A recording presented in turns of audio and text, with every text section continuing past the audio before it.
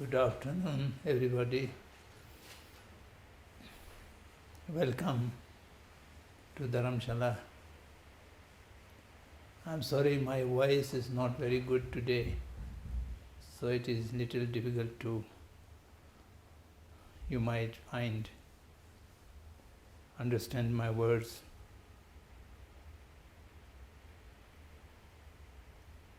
The Law Institute arranged a exchange program of Western young students, and they always ask me to interact with those younger generation. But I have a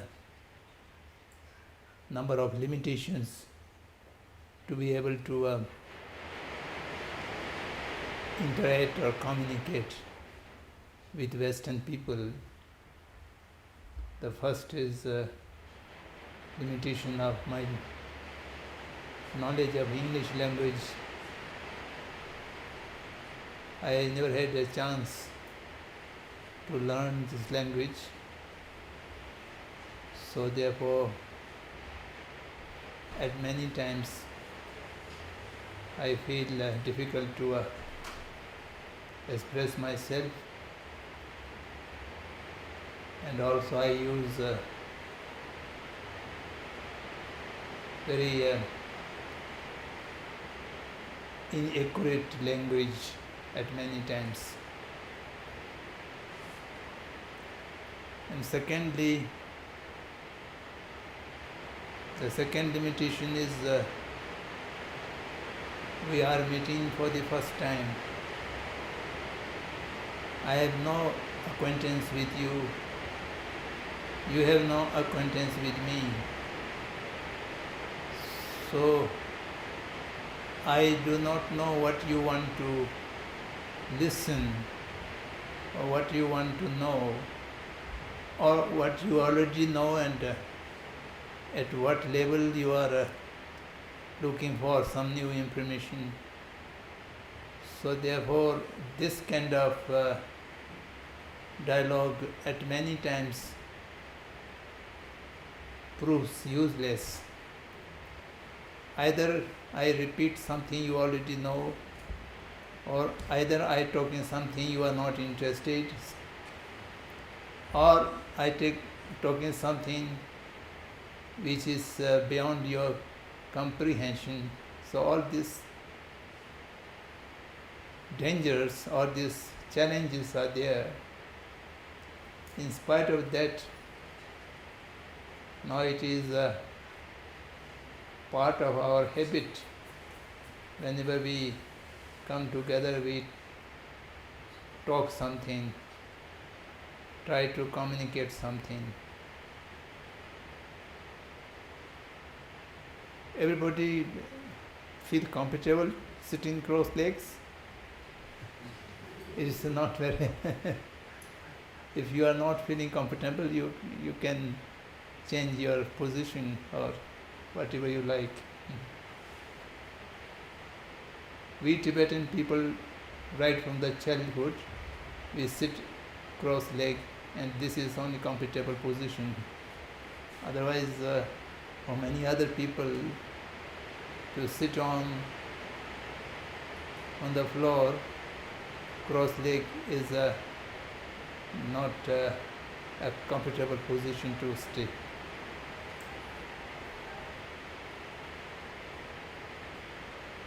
Coming to the topic which I was asked to say something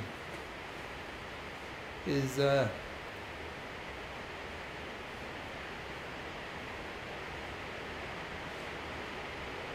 not a easy one. It's a little complicated, and difficult to explain in depth.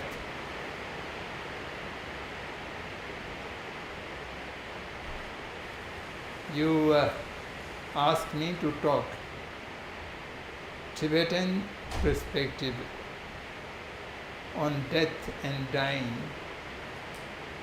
and the importance of having a healthy relationship with this natural part of life.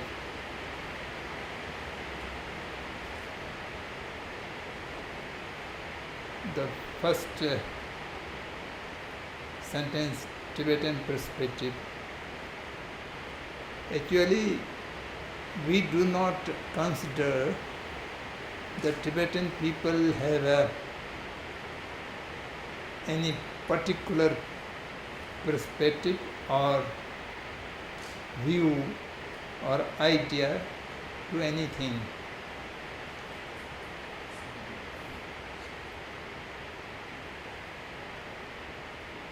Tibetans are almost more than 90% follows Mahayana Buddhism, the Nalanda tradition, that is entirely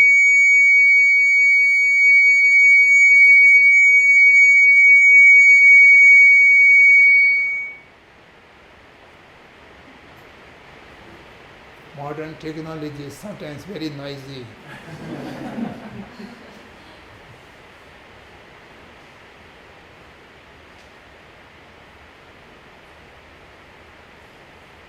So that's why I prefer myself to remain in the 7th century civilization, and that's why it's very difficult sometimes to adjust myself with the post-modernity civilization. Anyhow,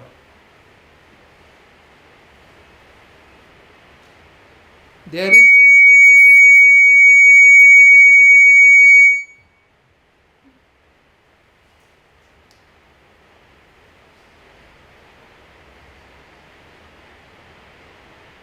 is a way of thinking and a way of expression, I think it's created by Western scholars. Tibetan Buddhism, Chinese Buddhism, Japanese Buddhism, something like that. The Buddhism is a dharma, a philosophy, a science which comes from Buddha, and it does not belong to any particular race or particular nation.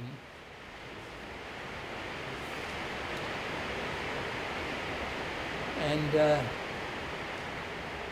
to divide the dharma or the religion by nation-wise or by geographical-wise is not very accurate. Apart from that, it is only with the Buddhism. Otherwise, there's no habit of saying that Pakistani Islam, Arabic Islam, Indian Islam, something like that. Or for that matter, Italian Christianity, Germany Christianity, British Christianity, that's also not used. Christianity, Catholic or Protestant, something like that. But for the Buddhist, there is a long time habit saying that Tibetan Buddhism, Chinese Buddhism is divided by nation-wise. That does not convey the accurate meaning of the Buddhism prevailing in that country. For example, whatever the Tibetan people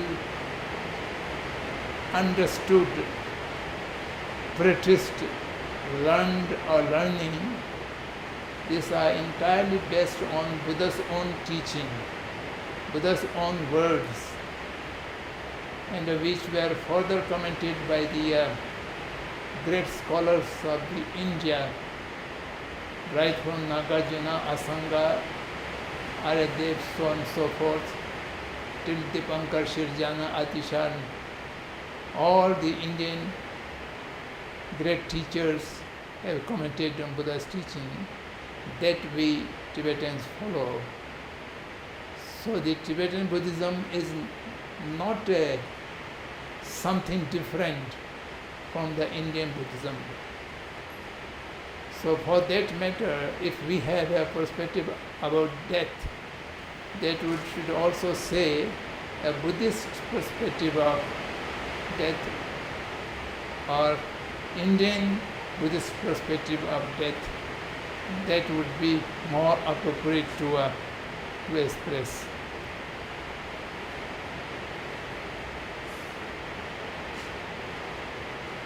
Then secondly, to have a perspective or a view on death is very difficult. None of us has only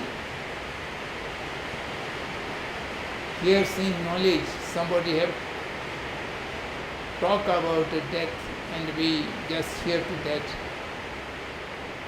No one has the experiential knowledge. Once you experience the death, you never comes back to tell it, this was like this and this was like that. So it is something very different from any learning process. All other learning process we can go through first hearing, reading, then contemplation, then experiential, then direct perception. So these are possible. Death is not like that. When you experience the death, then you are no more. You will not come back to recount that experience. There are many children, many young people who remember the past life.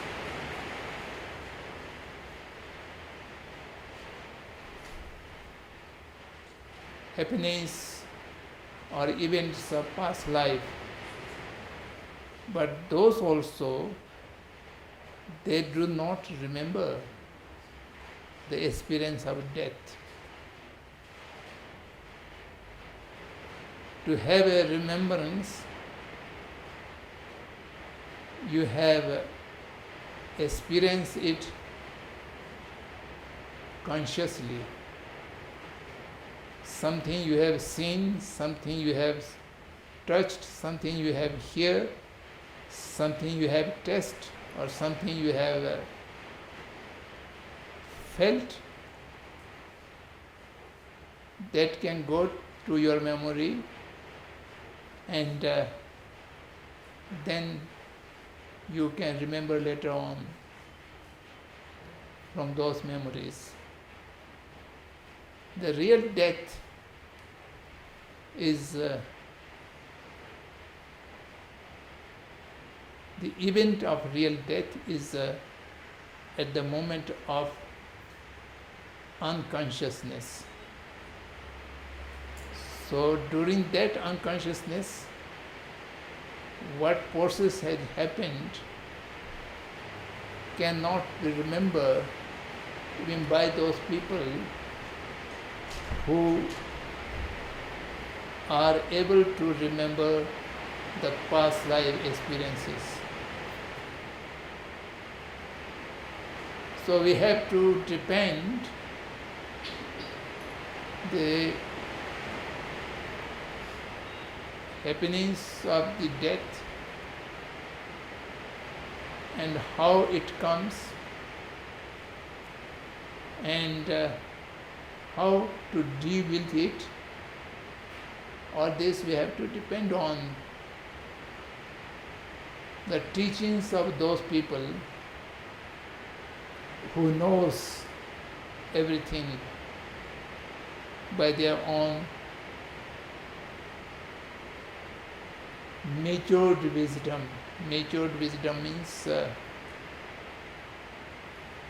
long-term experience, long-term practiced, and then the experience become more and more clear.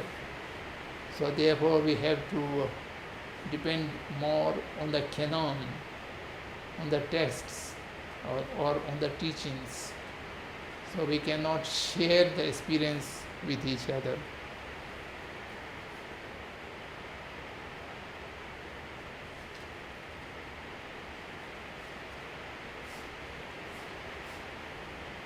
Apart from that, the concept of death is very much varied between the religious traditions, philosophical traditions. There are no much agreement with the concept of death.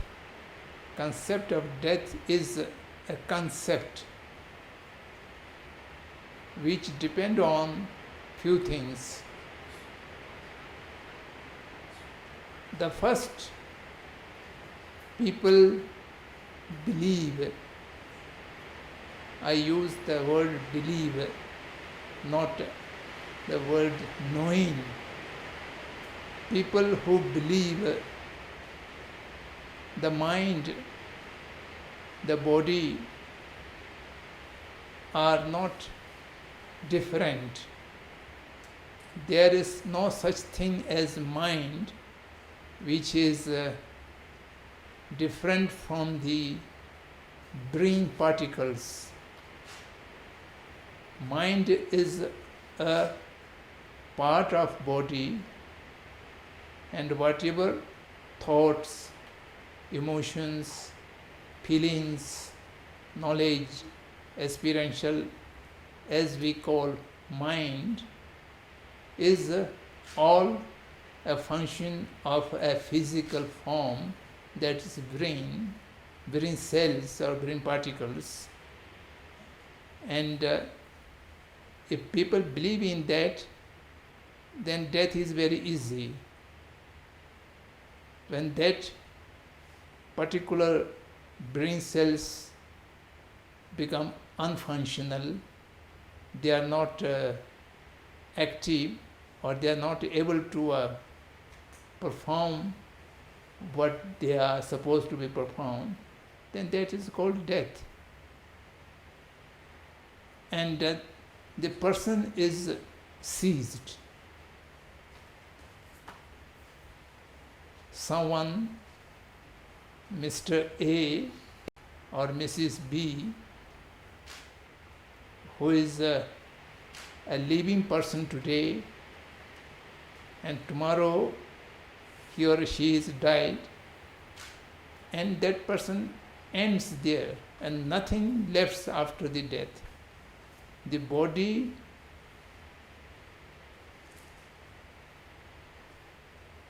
disintegrate its composition and its function, but the real cause nobody knows even today.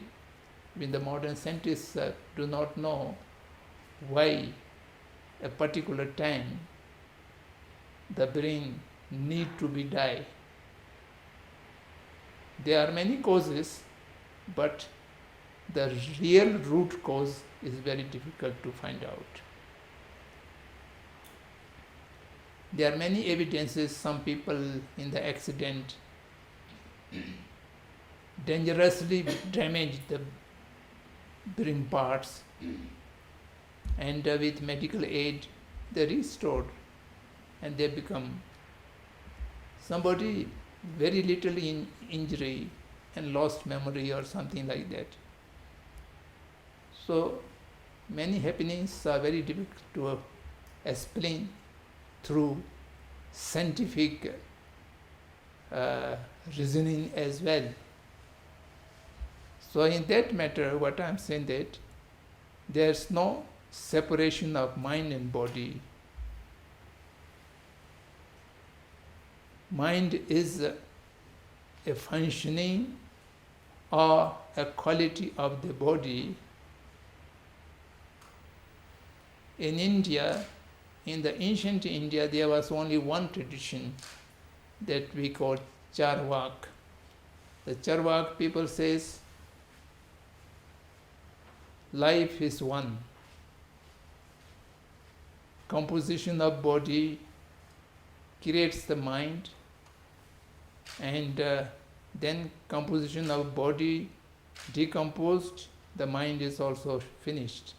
There's no past life, there's no future life, and whatever is in this life alone. Mind is like a painting on the wall, and body is like a wall, and mind is like a painting on that. And then the wall is removed, the painting is also destroyed, nothing more remains. So, if this is true, then there's not much fear or worry. Okay, we live sufficient life, 70 years, 80 years, then go away, just finish, nothing left more. The other people believe mind and body is separate. Body is a kind of property which is owned by a mind, by a consciousness. The consciousness uses the body, and as long as the consciousness remains with that body, by many causes and conditions, the person is alive. Then by any cause and condition, the ownership of the body is lost. The mind departs from that body, and the mind no more commands that body, then that is death. As long as mind is in your body, the body may be damaged, still there is a possibility of recovering, restoring. If mind is no more in that body, the mind does not own that body, then whatever damaged body cannot be recovered by its own, and it will also disintegrate, and it will diminished. So in that matter, the death is not the end of the person. A person is an entity which exists in the many past life. There's no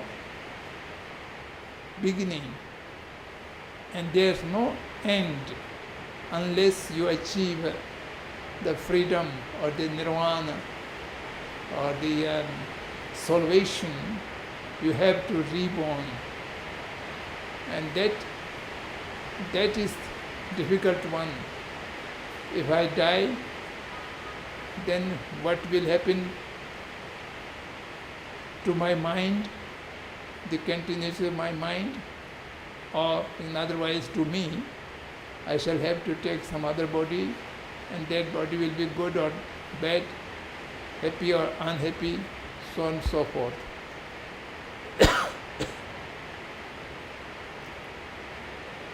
In that kind of belief,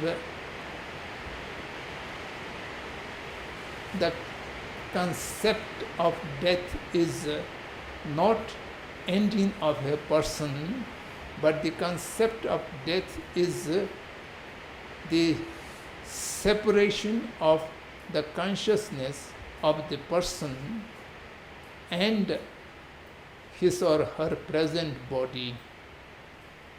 And the relationship between the consciousness and the body is bound together some external forces. Again, here there are so many different views. The believers of the Creator, like the Indian Vedic school or some of the religious schools, they think the persons are being created by some higher power, which may be called God or the Almighty or the Brahmin or the Ishvara, whatever you may call it. From that powers which a person is created, and the creation of that person which creates in complete form body, mind and other components, and then as long as the Creator's willingness of this relationship, the person will remain alive, and the Creator's willingness to separate that the body need to be discarded, then comes the death. The death is of ending of body, but the death is not the ending of the person. The person as a consciousness shall have to be reborn some other form, so on and so forth.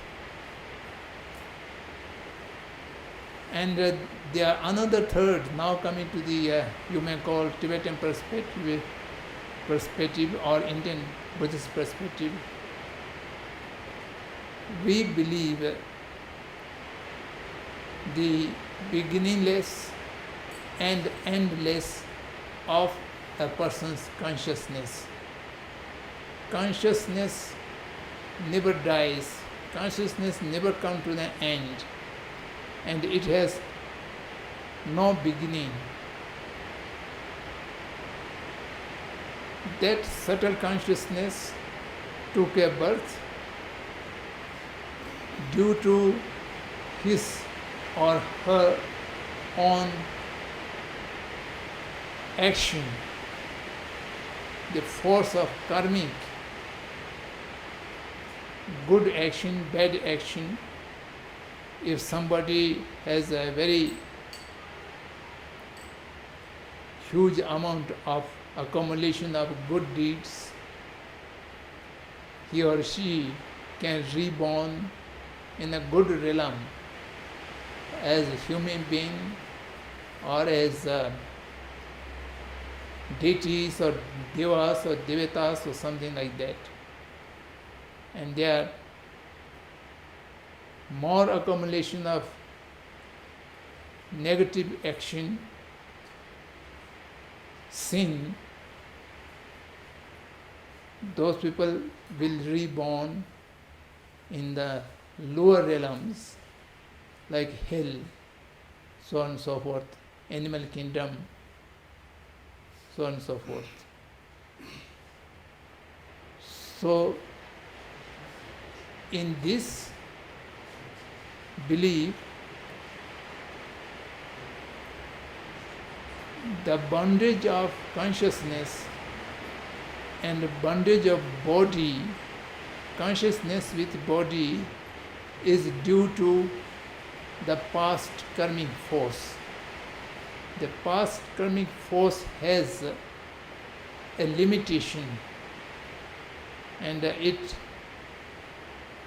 gives the potential to use the body for certain period of time for that consciousness, and during that period the person is alive using the present body. For example, some person's consciousness take a birth of very healthy and powerful human form, and that human form might have a lifespan of 80 years or 90 years according to the karmic by which the person is born in the human form, and he or she live for that period of time. But the person can die early. That is called untimely death. But the person cannot linger on after that period of what is being fixed by the karmic force. If 80 years is the karmic force, then not a single minute more than in 80 years the person cannot live, shall have to give up the body. But due to certain negative reasons, the person can die before 80 years age. That is untimely death, and the remaining period of the karmic force might be transferred to some other lifetime, something like that. So, in this way of thinking, our consciousness uses the present body in a very comfortable way, healthy way, or sometimes uncomfortable way, a diseased way, whatever it may be, that all depend on the past karmic force and remains with that body. And then final death comes, the body is being renounced or given up by that consciousness, and the consciousness goes out. The particular moment of leaving the consciousness from the past body is the time of death. This is called death. And deaths have two different nature: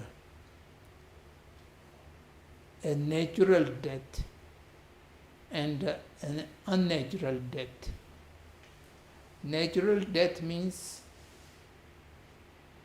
you have completed your life, whatever is being given by the previous karmic force, and then you shall have some cause, automatically disease or whatever, old age, whatever it may be. Then the body becomes weaker and weaker, and then finally death comes. It took about sometimes half an hour, sometimes 2-3 hours. So the death comes slowly, and finally the consciousness goes into unconsciousness for some time, just blackout, and then from that blackout regains the consciousness, the subtle consciousness. Then at that moment the consciousness is departing from the old body to some new body. So this is what we call death.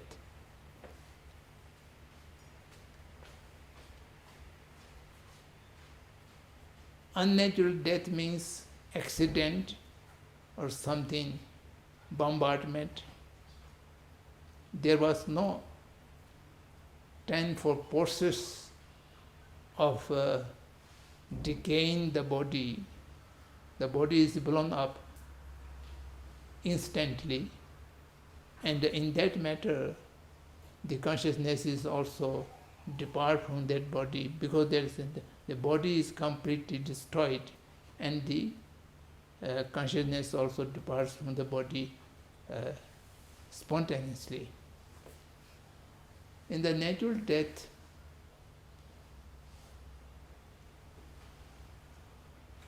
what is body? Body is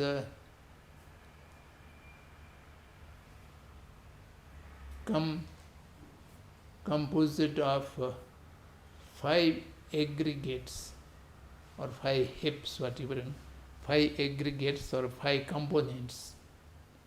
The 5 components are interdependent, and all the 5 components are in harmony, then our body is healthy and functioning.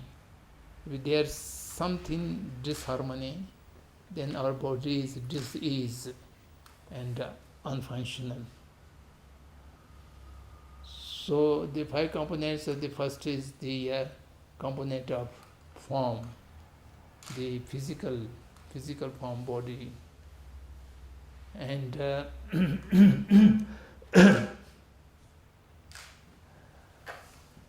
the sorry.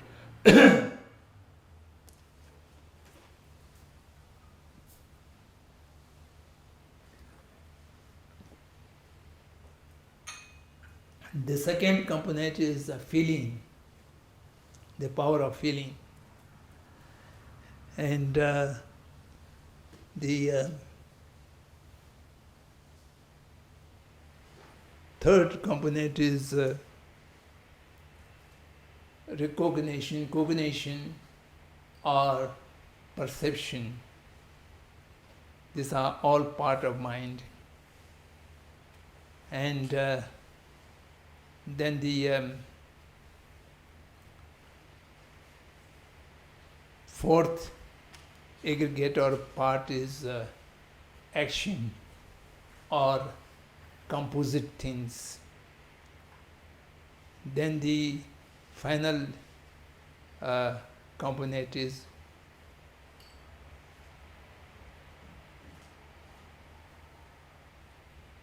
awareness or consciousness, the knowing things.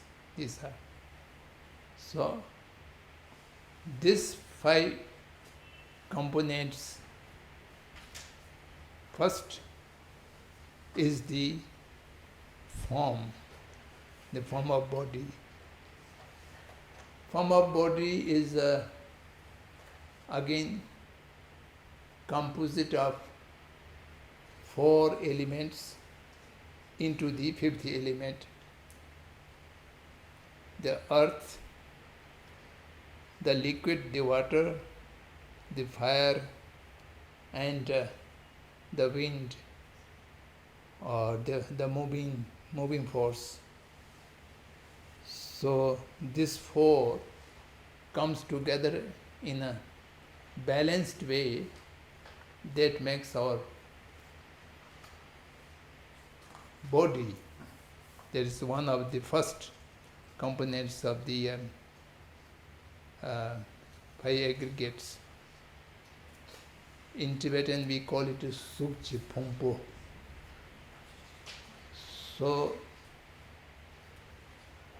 that was the basis of all the other 4 components of the mind. and the body shall have to be decay slowly to become incapable of sustaining the mindsets, the matter components.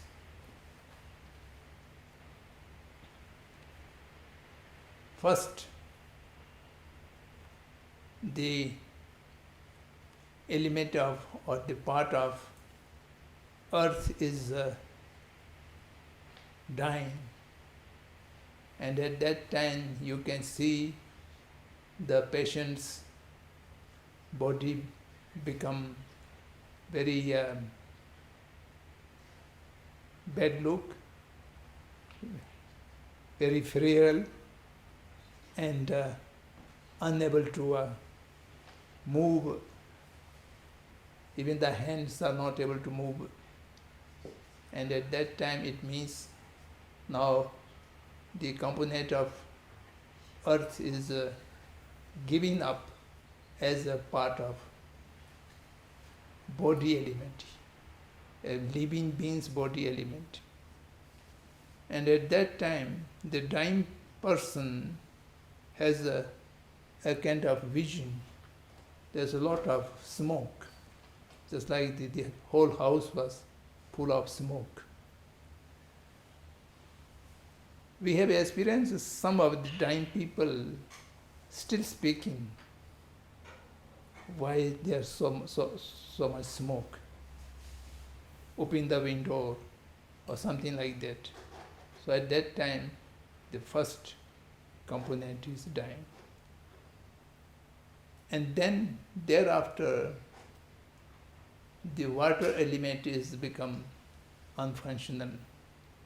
At that time, the body become dry, particularly the mouth and the eye.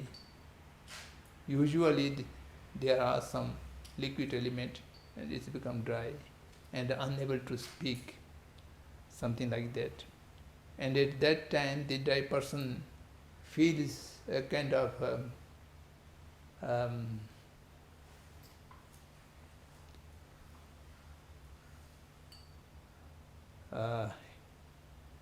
illusion of water. Miju la karsigre injiken.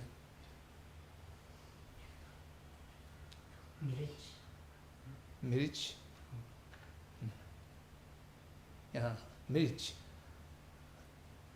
There's no water, but the kind of water weave is the milk kind of thing. That feeling comes. And at that time, the mental part, the cognition is reduced, almost diminished. Then thereafter, the fire element is dying. When fire element is dying, your body become cool, sometimes from the feet, sometimes from the head. Slowly the body become cool, no warmth. And at that time, the patient neither move, neither speak, but internally there's some kind of vision, sparking of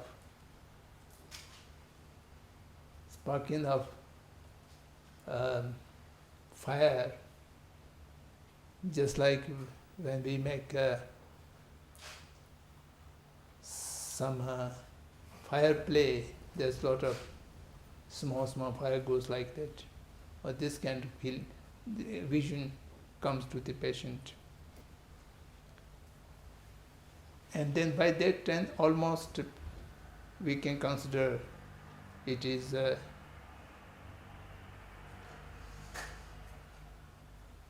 dead. But still there's last part of the wind. when wind gives up the body component or able to serve the body, then the breath stops. And also the inner consciousness, the subtle consciousness has ceased contact, whatever is sensory objective. Only mental objective is there. Cannot see, cannot hear, cannot smell, cannot taste, cannot touch, or nothing like that. So then the breath is. So usually the stop of breath is considered death by many other traditions also. The usually people expression is he breathes last. He breathes last 7:30 or something like that. That means so. By that way, slowly the body component gives up to support or to be associated with the consciousness, because the past karmic force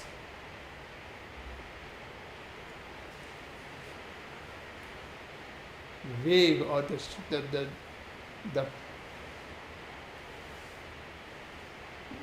power is then come to an end, and that is death.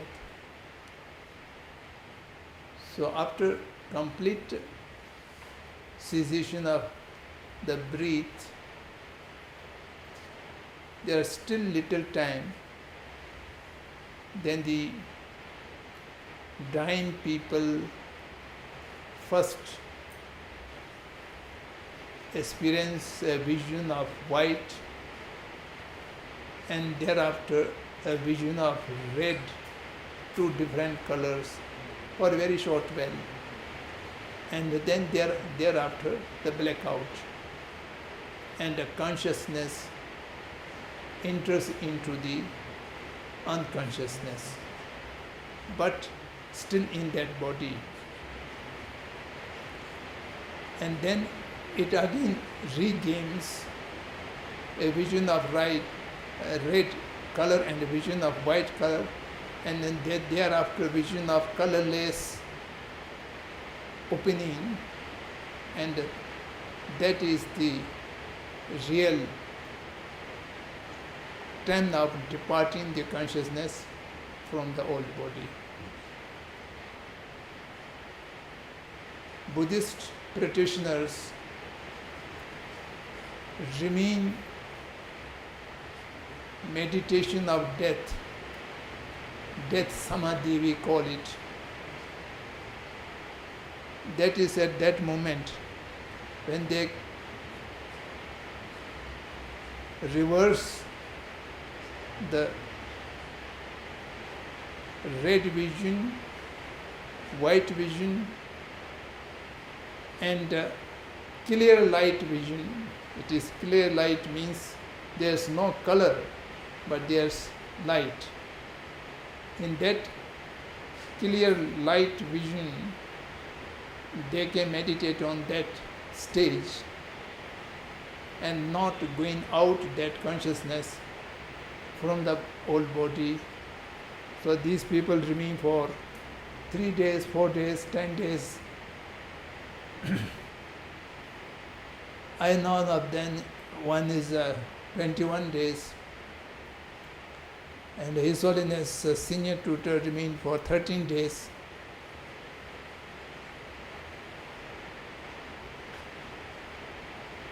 Clinically dead, the brain is not functioning, no organ is not functioning, and the consciousness and the body has broadly separated, but the subtle consciousness, which is in the form of clear light, is not departing from the body to outside.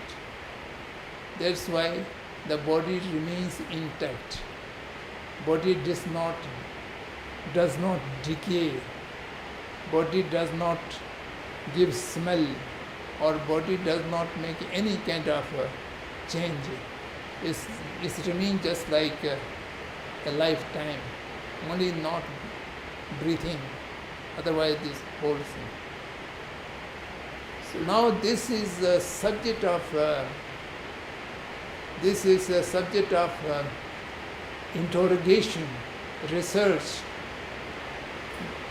The Mind and Life Institute has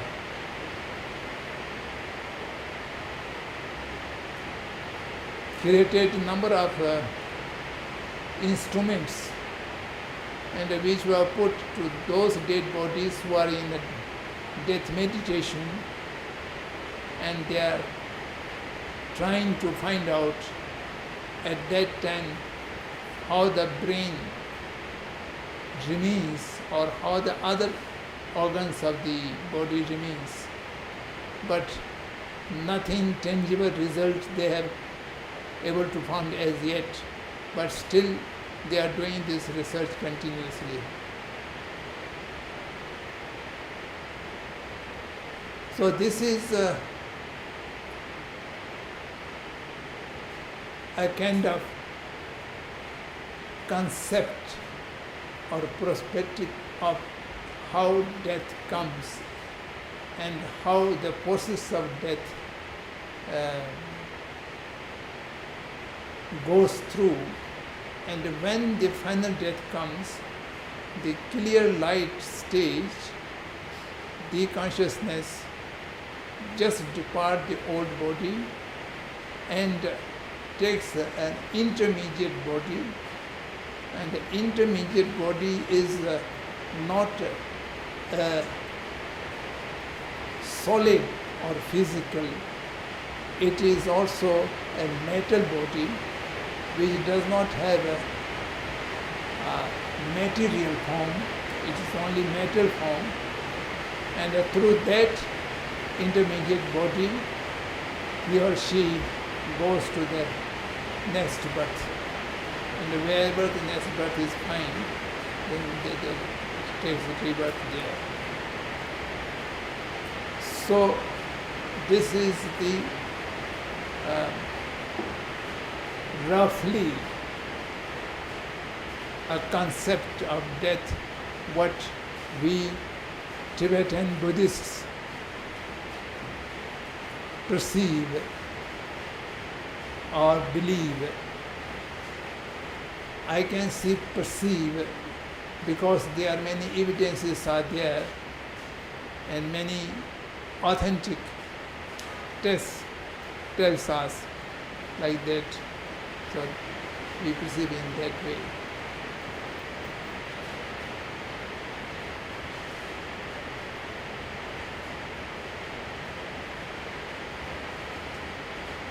Now what is the problem when death comes? We all know that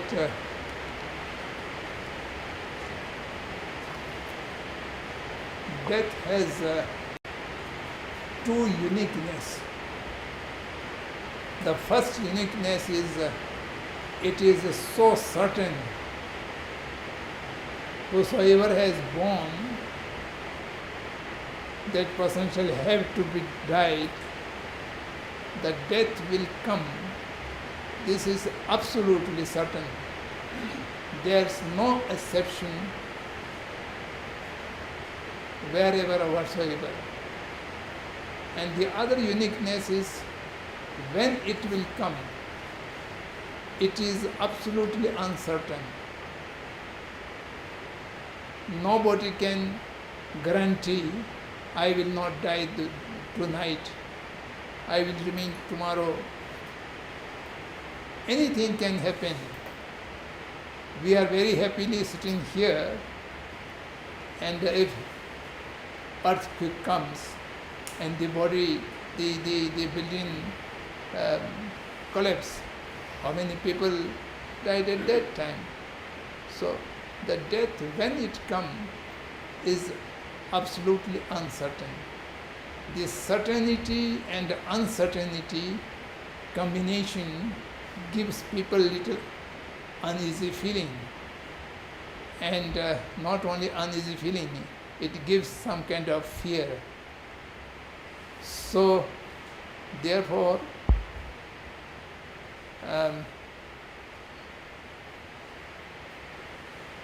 few things are necessary.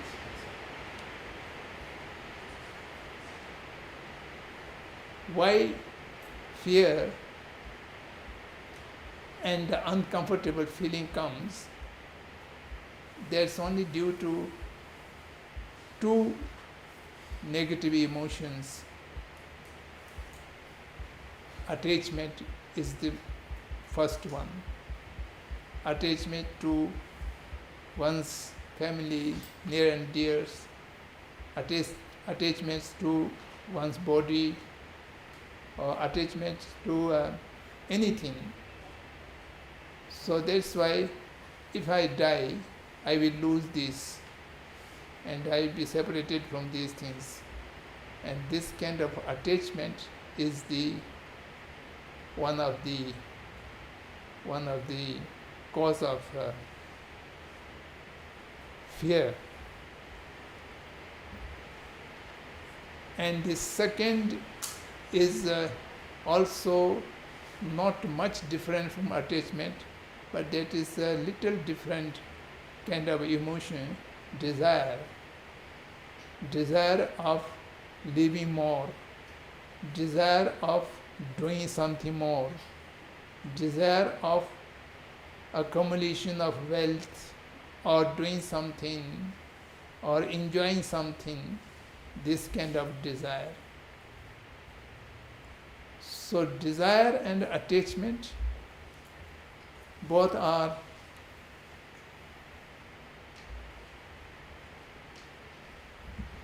negative emotions which are created by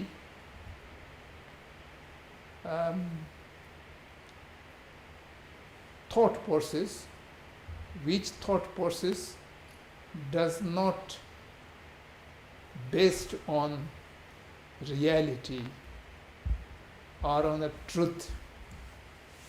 It's all unreality or untruth.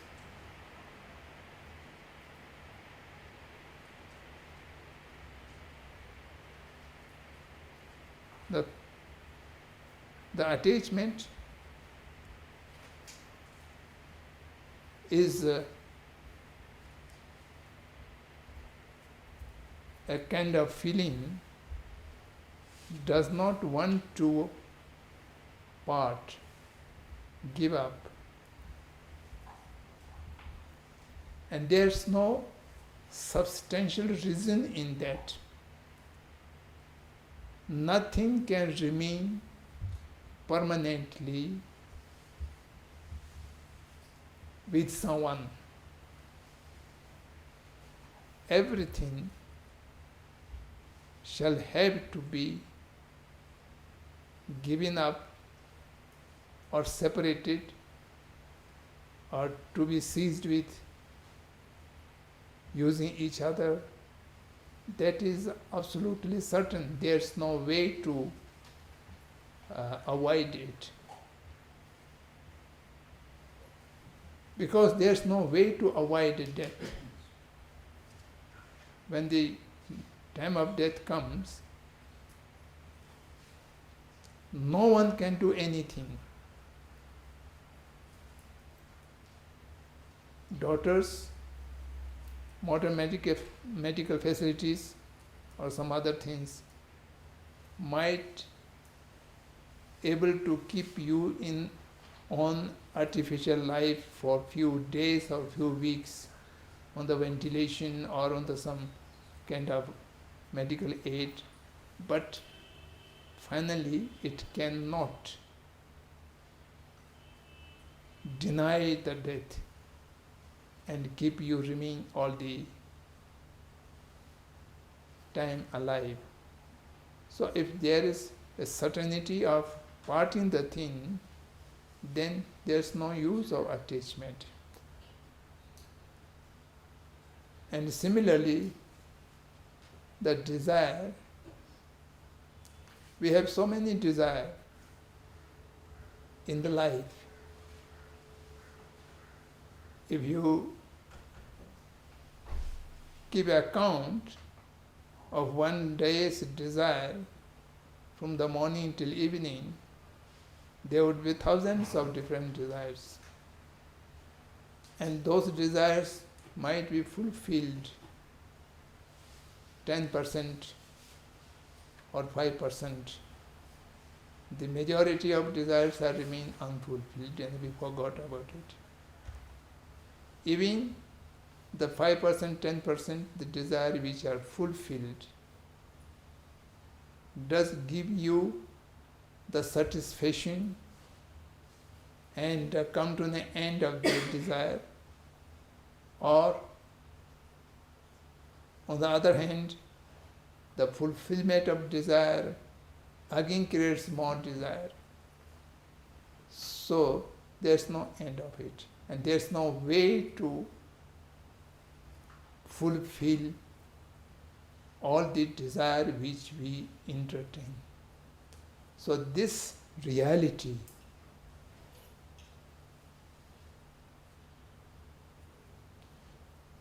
impossibility of fulfilling all our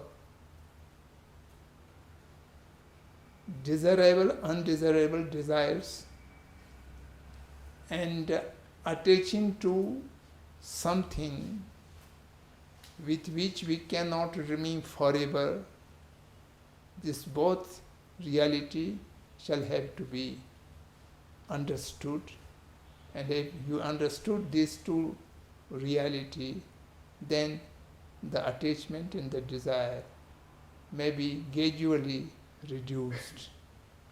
Not one day or not 2 days, but you have to practice it, contemplate meditation on it for long time continuously, then you will achieve the perception of the reality, and once you achieve the perception of the reality, then you can free from desire and attachment. And you are free from desire and attachment, then your performance of life will become much more positive and much more beneficial to others, and the selfish nature of things are being reduced. So, importance to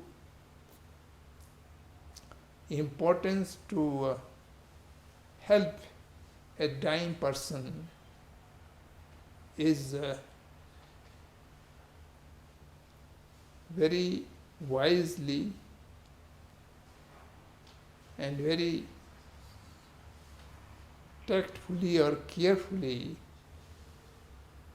not to arise any kind of attachment or desire in that dying person. The dying person could die, go through the process of death without any particular desire, without any particular attachment. So these two things, and then irritation and anger in the near death, the death process begins. Of course, the patient must be very weak and very frail, and irritation and anger can come very easily.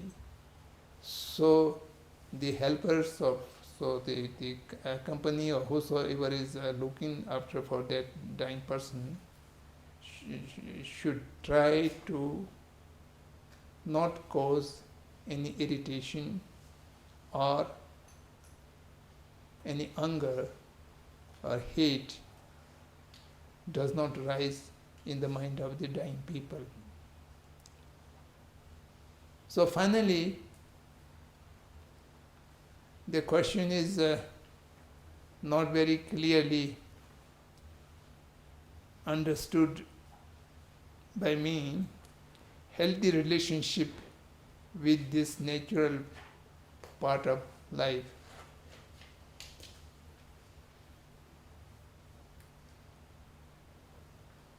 Of course, death is a natural end of the life.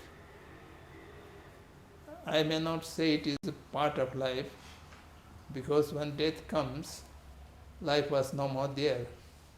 So instead of saying the part, it is the inevitable or natural end of the life.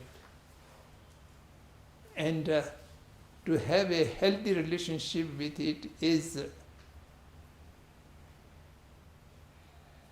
free from fear and free from attachment. These two, I think, most important. For that matter, each time you should prepare to meet the death and not postponing or not avoiding a mentally preparation. If death comes now, I do not care.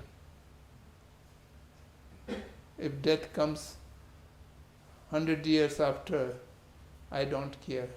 Whenever it comes, I am ready. And I am ready means we must be mentally ready. It does not mean we should not take care of our health. We should not do everything to keep our body intact, and we should also take care of many challenges or dangers, such as taking unhealthy food or not taking care of one's health, because the human body is very precious, and to protect and to take care of this is our very sacred responsibility. And with that sacred responsibility, without any negligence to one's own body and life, at the same time readiness to meet the death is a way to keep a healthy relationship. This is, I think, my view. I am talking too much, so sorry, I stop here. Any questions or comments? We may welcome.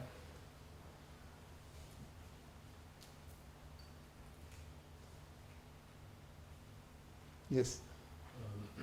I thought it was very interesting that you spoke about not having desires when you are about to die, because in Western culture we have this idea of like a dying wish, or like your last wish before you die. And I have never thought about the relation between these two things, the fact that you don't need to have a dying wish. So thank you for making that.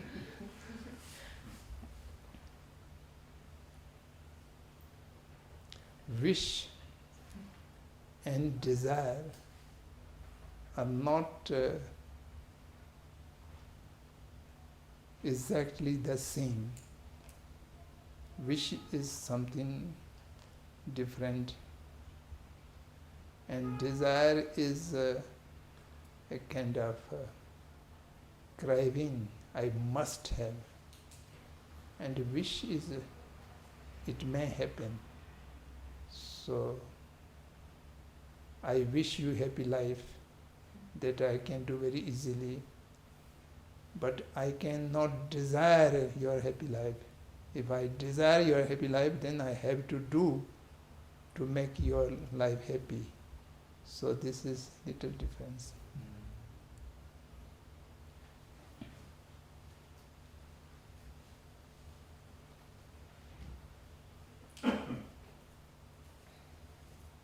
Yes.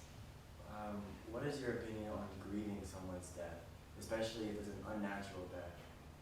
Is it okay to grieve? Is it okay to ponder on like the unfairness of their unnatural death? Can you repeat? I couldn't clearly understood what is your question. Unnatural death? So what do you feel about grieving, like on sorrow over someone's death?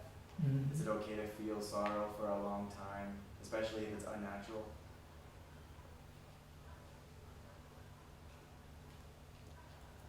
Unnatural death has also many different ways of unnatural death. There are many unnatural deaths.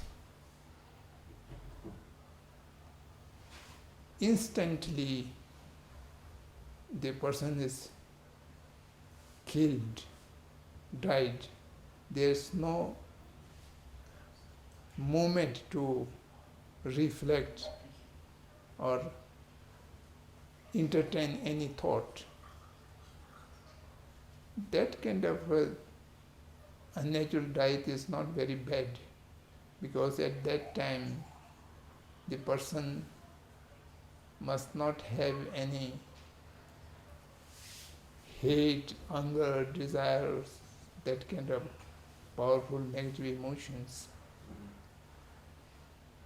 But there are another kind of unnatural death, suffering for a long time, living consciously, and you are not able to come out, like a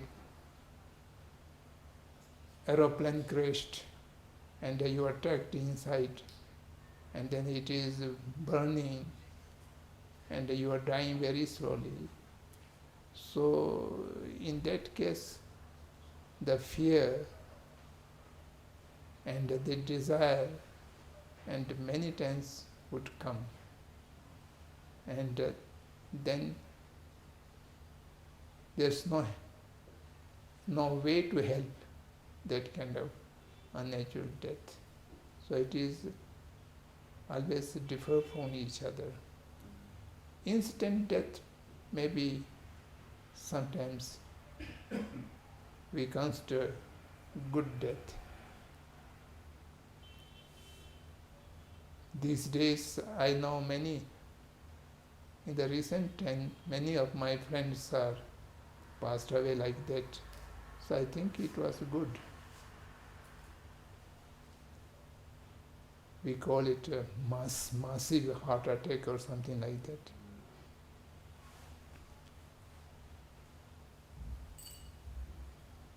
But what about the people left behind? So if my mother dies, in the West, it's very common for people to become depressed and really sad for months at a time after the death of a loved one. What advice would you give to those type of people who are sad because somebody else died? Feeling sad is a natural thing which you cannot avoid. If you are very near and dear to someone, and that dear near person is lost forever, then of course the sadness comes very natural. But that also you have ways to improve yourself, ways to come out of that sadness, like Shantideva said that there is a problem, there is an incident which causes you sadness, then you have to analyze, is there remedy to come out of it, or there is no remedy to come out of it. If there is remedy, then you need not worry. If there is no remedy, then there is no use of worry. So naturally sadness comes, but once person is died, it can never come back. So by that argument, we should think we have to accept it, and there's no use to feeling sadness.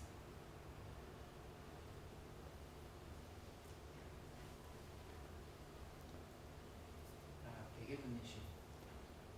나만 처음에다 발레어 값수 류 중년기 차시 시구들이 매마 매어 차주들 생기랑 신기 내당 직업수 수수 다시 참바님지 근데 죽친구 공부이나 디게 박자 제들 지메 생기 교인들이야 박자 친구 자투 연하면아 자투투. 이 컨디스네. 지단 하기 냠니 슈침부 전에 치외 림바당 치외 지기 유셀티스 무슨 생겐지 임바이나 아니 잠바다니지 성부티컬 레라우텐 레투레라 딜레베이나 지와치마틀리아 디바차티라 신기 슈치무치레야죠 이네 아주 람라 마잠베치우 뜻을 치웨캅리아 배치르타 템바냠도 두컬라 잠바다 니지 섬로 레야테 카우르바 이네 템바 마냠베 공리아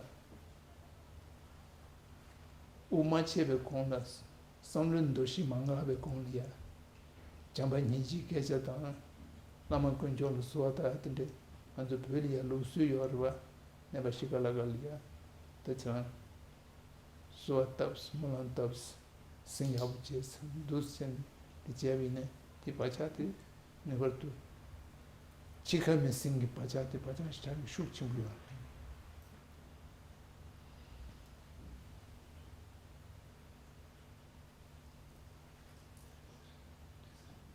He was asking if there's some positive emotion at the time of death which can result in the next life. So I said yes, it can result in next life. It's the impression or it is influence can remain in the next life.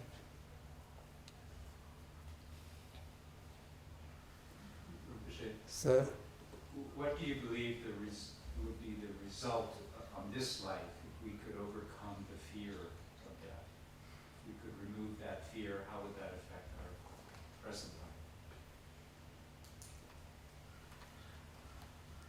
life?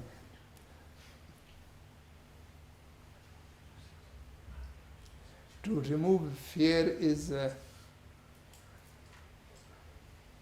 not easy task. As I mentioned before,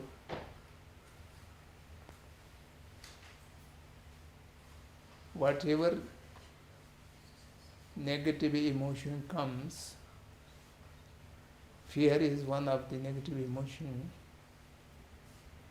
We have to find out the cause. If you are feeling fear and just remain in fear does not help you. So just analyze why I am afraid. there must some cause. For example, you are driving in a very bad road. So cause of your fear is an accident or something mishappening on the road. So in that case, either you give up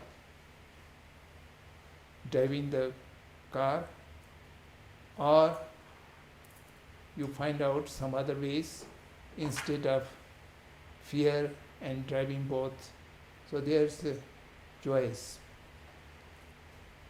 And there's a house which is not so good and it may be collapsed at any time.